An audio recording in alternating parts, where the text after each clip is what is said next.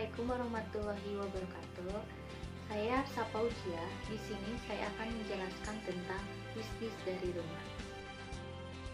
Ada yang tahu apa itu bisnis dari rumah? Oke, saya akan menjelaskan. Bisnis dari rumah adalah suatu tempat tinggal yang merangkap tempat usaha, baik itu jasa, kantor, hingga perdagangan. Selanjutnya, ada beberapa contoh bisnis dari rumah. Yang pertama, daur ulang sampah. Misalnya, membuat tas bunga dari botol bekas dan membuat bunga dari plastik. Yang kedua, pengelola kain perca. Misalnya, membuat tas anak, sarung bantal, spray, dan sebagainya. Yang kedua, puding. Tidak diragukan lagi ya, puding banyak peminatnya, sehingga puding bisa dimanfaatkan atau dibuat pengganti kue ulang tahun. Yang keempat, home industry abon lele. Tidak hanya bahan dari ayam dan sapi, tetapi bahan dari lele juga bisa dimanfaatkan untuk membuat abon. Yang kelima, home industry makanan khas. Banyak makanan khas seperti brem di kota Madiun dan pecel khas kota Kediri, dan atong yaitu olahan apel di kota Malang. Jadi sehingga kita bisa menirunya untuk diterapkan di usaha kita. Kelebihan bisnis dari rumah, yang pertama, jam kerja yang sangat fleksibel. Yang kedua, tidak perlu mengeluarkan uang sewa untuk lokasi bisnis. Yang ketiga, mengukur keperluan usaha dengan lebih mudah. Yang keempat, pengurangan pajak penghasilan. Yang kelima, memiliki waktu lebih dengan keluarga dan orang-orang tersayang. Selanjutnya, kekurangan bisnis dari rumah. Yang pertama, usaha rumahan cukup membuat kita merasa terisolasi. Yang kedua, harus banyak bernegosiasi dengan lingkungan sekitar di tempat tinggal. Yang ketiga, pelanggan akan merasa cukup kesulitan untuk menemukan lokasi usaha kita. Apa saja yang harus dipersiapkan untuk memulai usaha di rumah? Yang pertama, mengurus legalitas untuk usaha di rumah. Yang kedua, jangan lupa untuk memperhatikan kesesuaian lingkungan. Yang ketiga, pertimbangkan keseimbangan rumah yang kita miliki. Yang keempat, perhatikan penampilan properti di dalam dan di luar rumah.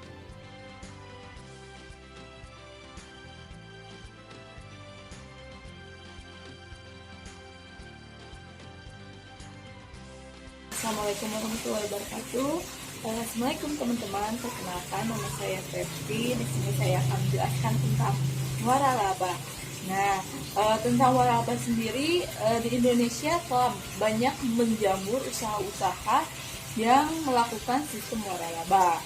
Sedangkan menurut Undang-Undang Pemerintah Indonesia, pengertian waralaba adalah perikatan yang salah satu pihaknya diberikan hak memanfaatkan dan menggunakan hak dari kekayaan intelektual, atau kita bisa singkat dengan kata haki, atau pertemuan dari ciri khas usaha yang diberikan pihak lain dengan suatu imbalan berdasarkan persyaratan yang ditetapkan oleh pihak lain dalam rangka menyediakan dan atau menjual barang dan jasa.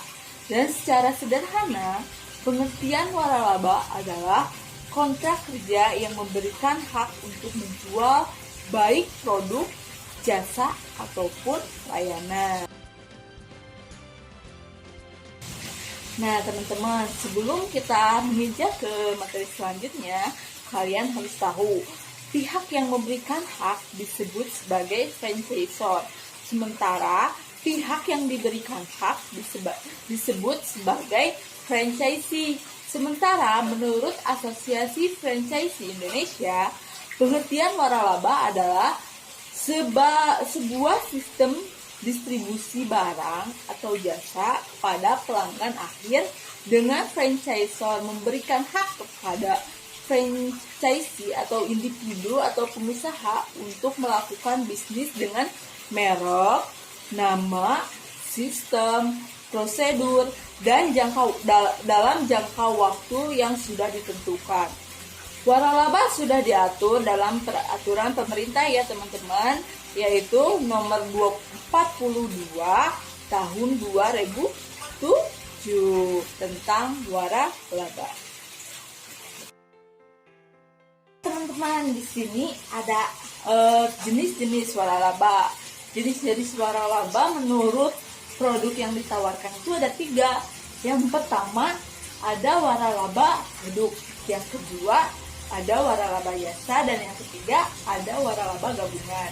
Di mana waralaba produk merupakan waralaba yang menawarkan produk seperti pakaian atau minuman. Contohnya ada pakaian dan makanan itu ada Citime dan Miniso. Sedangkan yang kedua ada waralaba jasa. Di sini waralaba jasa menawarkan sebuah jasa seperti laundry, pendidikan, dan kursus, agen perjalanan, dan lain-lain sebagainya. Contohnya itu ada GO, terus Kokumon, itu kan salah satu waralaba jasa ya teman-teman. Terus travel juga, umroh kan banyak tuh yang hampir sama namanya untuk agen perjalanan seperti itu.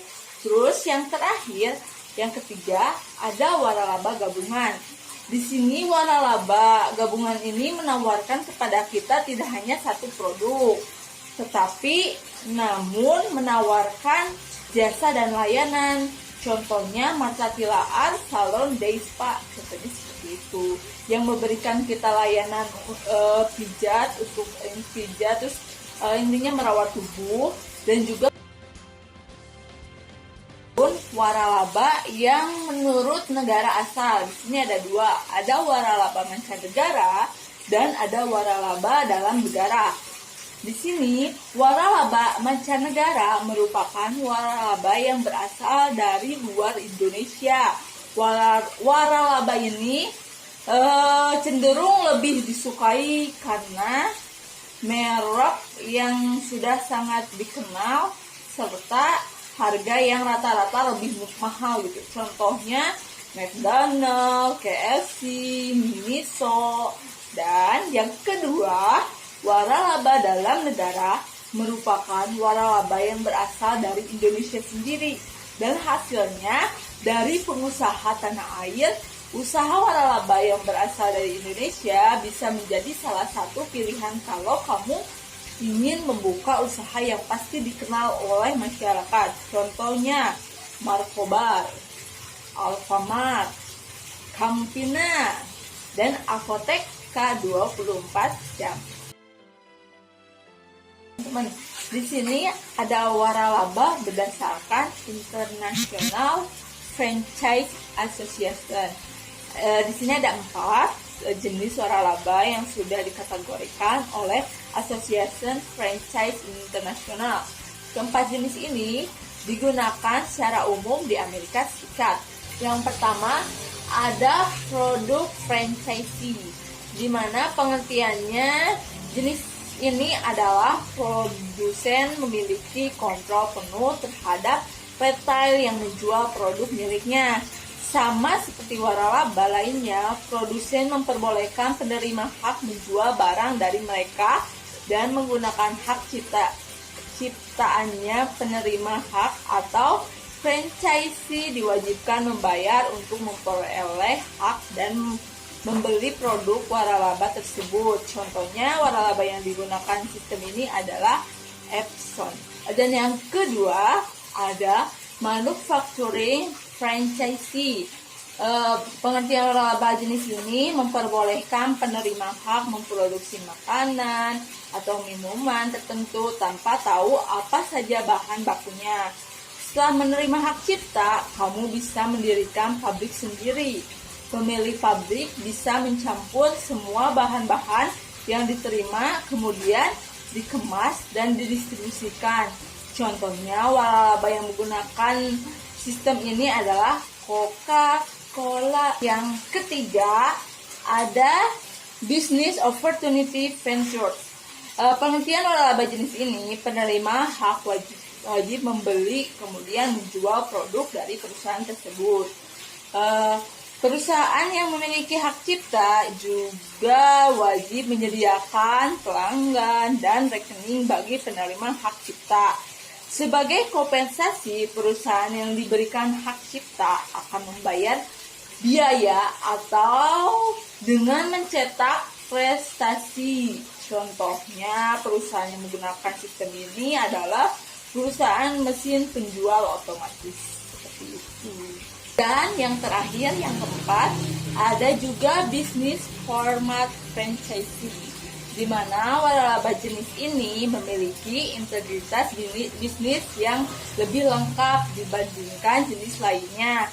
Penerima hak cipta mendistribusikan barang milik franchisor di bawah hak cipta franchisor serta melaksanakan format dan cara yang diberlakukan oleh franchisor. Waralaba jenis ini paling populer dan paling diminati di Amerika Serikat. Contohnya, perusahaan yang menggunakan waralaba ini adalah Starbucks Coffee. Itu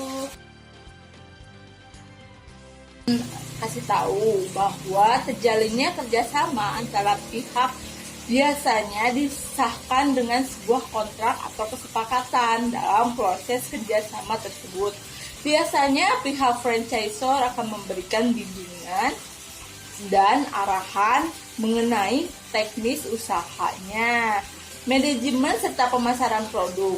Sementara pihak franchisee hanya membayar sejumlah biaya yang telah disepakati sebelumnya. Jika menemui istilah hak kekayaan atau intelektual atau HKI, contohnya hak kekayaan intelektual adalah hak paten, rahasia dagang, desain logo, hak cipta, dan lainnya.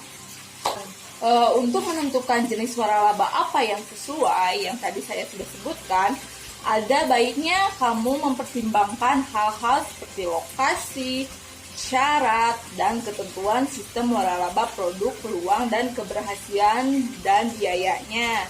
Atau jika kamu memilih untuk menjadi franchisor, ingatlah bahwasanya membangun brand tidak bisa dalam waktu singkat, memutuskan brand bisa digunakan oleh orang lain, dan juga bukan berarti model akan bertambah dengan mudah. Franchisor perlu membina hubungan baik dengan setiap franchisee. Dengan begitu, bisnis juga akan bertahan lebih lama.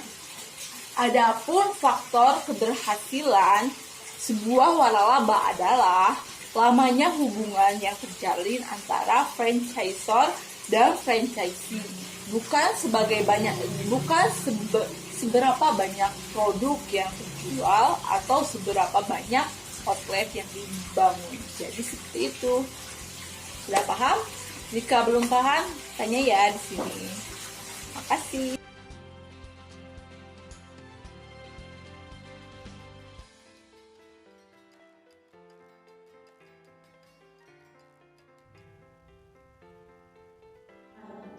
Bisnis online adalah bisnis yang dijalankan secara online di internet. Prinsipnya sama seperti menjalankan bisnis offline. Ada jasa, ada produk, dan ada nilai tambahannya yang perlu dijual agar menghasilkan uang. Tapi bedanya bisnis yang dijalankan secara online di internet, pemasarannya dilakukan melalui internet dan pembeliannya juga didapat melalui internet. Pengertian bisnis online secara umum apabila Anda memiliki inspirasi atau ide bisnis mau berjualan apa saja, Anda dapat langsung menjualnya secara online. Tanpa berpikir panjang, tinggal sambungkan handphone Anda ke jaringan internet dan upload foto barang atau produk yang ingin Anda jual. Dengan begitu, semua orang dari segala umur tanpa melihat jenjang pendidikan semuanya dapat melakukan bisnis online. Sebenarnya, bisnis online ini sama dengan pasar tradisional atau toko yang bisa Anda jumpai di daerah Anda. Namun yang membedakannya dilakukannya secara online sehingga dapat menjangkau banyaknya pelanggan dari banyaknya daerah. Yang harus dipikirkan bagi para pelaku bisnis online adalah bila mempunyai website, tampilan websitenya dan foto produknya harus menarik dan mengundang orang untuk membeli produk yang kita jual. Terdapat 3 kategori pelaku bisnis online. Yang pertama adalah owner atau pemilik, yang kedua market atau sales, yang ketiga adalah publisher atau pengiklanan. Yang pertama adalah owner. Owner adalah seseorang yang memiliki suatu produk atau jasa. Yang kedua adalah market atau sales, adalah orang-orang yang pandai memasarkan suatu produk atau layanan jasa namun tanpa memiliki produk dan jasa tersebut.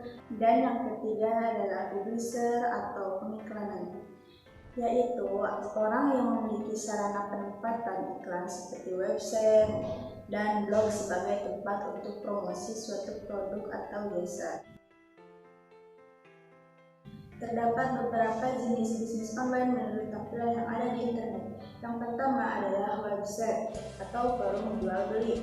Yang kedua adalah toko online atau marketplace seperti Tokopedia dan Bukalapak. Yang ketiga adalah blog. Yang keempat adalah akun sosial media seperti Instagram, Facebook, Twitter, dan lain sebagainya. Kelebihan bisnis online dan kekurangan bisnis online. Kelebihan bisnis online yang pertama adalah bisnis online bisa dijalankan di mana saja dan kerjanya bisa santai. Dan yang kedua adalah modal yang membutuhkannya relatif lebih sedikit. Dan yang ketiga, bisnis bisa berjalan otomatis dengan bantuan software tertentu. Yang keempat, tidak butuhnya jumlah karyawan yang banyak. Dan yang kelima, tersedianya banyak pilihan bisnis yang ada. Kelemahan bisnis online yang pertama adalah koneksi internet yang mahal, dan yang kedua adalah kurva pembelajaran lama, lebih banyak mengandalkan pengalaman pribadi untuk meraih kesuksesan bisnis online. Yang ketiga adalah Cooper is not poor. Jangan lupa terapkan anti-Cooper dan anti-mati gaya. Yang keempat adalah terlalu banyak pilihan bisa membuat kita bingung. Yang kelima adalah sulitnya membangun kepercayaan dengan teman.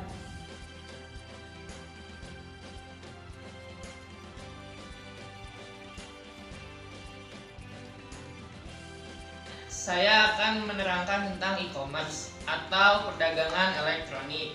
Secara umum, pengertian e-commerce atau perdagangan elektronik adalah kegiatan jual beli barang atau jasa atau transmisi dana atau data melalui jaringan elektronik atau internet.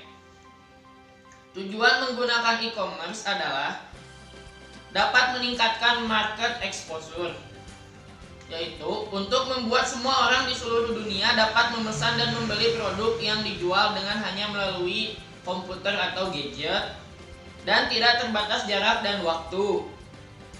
Selanjutnya, contoh-contoh e-commerce terbaik yang messenger eksistensi di toko online. Satu ada Lazada, Blibli, Zalora, JDID, Tokopedia, Elevania, Shopee, dan lain-lain. Nah, selanjutnya, bagaimana perkembangan e-commerce di Indonesia? Perkembangan e-commerce di Indonesia sedang berkembang. Jumlah penjual online di Indonesia meningkat 2 kali lipat setiap tahun selama 3 tahun terakhir dan mencapai total 4,5 juta penjual aktif di tahun 2017. Sekitar 99% diantaranya adalah usaha mikro dan setengahnya merupakan bisnis online tanpa ada toko fisik. Selanjutnya, ada jenis-jenis e-commerce. Yang pertama, business to business, yaitu meliputi semua transaksi elektronik barang atau jasa yang dilakukan antar perusahaan. Produsen dan pedagang tradisional biasanya menggunakan e-commerce ini. Contoh website e-commerce ini adalah Gizi dan Ralali. Lalu yang kedua, business to consumer, Jenis e-commerce antara perusahaan dan konsumen akhir. Hal ini sesuai dengan bagian retail dari e-commerce yang biasa dioperasikan oleh pedagang retail tradisional. Jenis e-commerce ini berkembang dengan sangat cepat karena adanya dukungan munculnya website serta banyaknya toko virtual, bahkan mall di internet yang menjual beragam kebutuhan masyarakat. Lalu selanjutnya yang ketiga, consumer to consumer merupakan jenis e-commerce yang meliputi semua transaksi elektronik, barang atau jasa antar konsumen. Contoh penerapan C2C dalam website di Indonesia adalah Tokopedia, Bukalapak, dan lain-lain. Lalu yang keempat, consumer to business atau C2B. Contoh dari e-commerce ini adalah sebuah website di mana desainer website menyediakan beberapa pilihan logo yang nantinya akan dipilih yang paling baik dan yang paling efektif. Adapun juga platform lain yang umumnya menggunakan jenis e-commerce ini adalah pasar yang menjual foto royalti, gambar, media, dan lain-lain. Contohnya seperti www.istockfoto.com. Lalu yang kelima, business to administration. Jenis e-commerce ini mencakup semua transaksi yang dilakukan secara online antara perusahaan dan administrasi publik. Contohnya seperti www.pajak.go.id dan juga www.alliance.com. Lalu yang keenam ada consumer to administration. Transaksi yang dilakukan antara individu dan administrasi publik, contohnya dalam pendidikan. Jenis e-commerce ini dalam pendidikan digunakan untuk penyebaran informasi, pembelajaran jarak jauh, dan lain-lain. Adapun juga dalam contoh lain seperti dalam jam sostek, jenis e-commerce ini dilakukan untuk penyebaran informasi, pembayaran, dan lain-lain. Lalu yang terakhir yang ketujuh, online to offline. Jenis e-commerce untuk menarik pelanggan dari saluran online untuk toko fisik atau ke offline. Contohnya di Indonesia adalah Pudo dan Matahari Mall. Nah, fungsinya melalui website ini kamu bisa masuk ke toko, mengambil, membayar, bahkan membeli barang yang kamu inginkan. Bahkan juga kamu dapat mengembalikan barang ketika terjadi kesalahan. Sekian yang